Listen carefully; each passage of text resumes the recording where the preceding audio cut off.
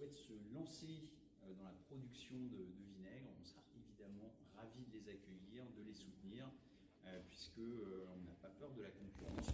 Énorme succès du vinaigre à Orléans, avec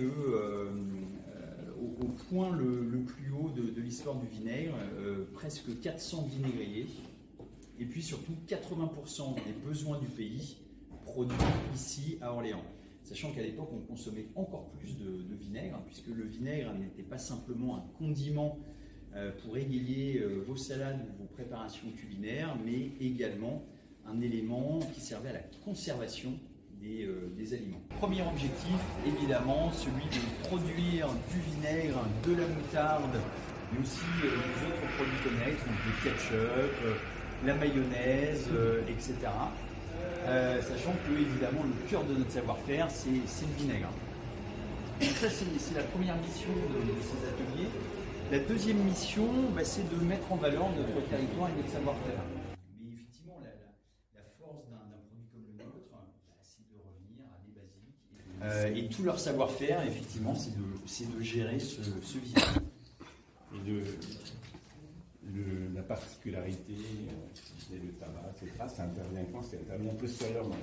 Exactement. La première phase qui est la plus importante, celle où vraiment on va faire la différence par rapport à un vinaigre industriel, c'est cette fermentation naturelle de 3 semaines en fût de chai.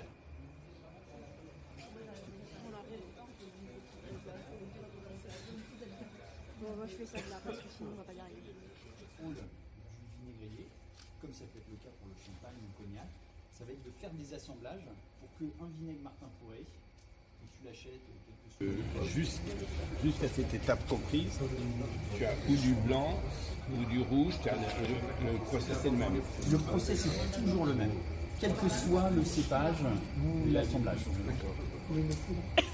À des foudres, on en a en gros 4, 8, on a à peu près une vingtaine de foudres. Qui vont servir à la filtration des...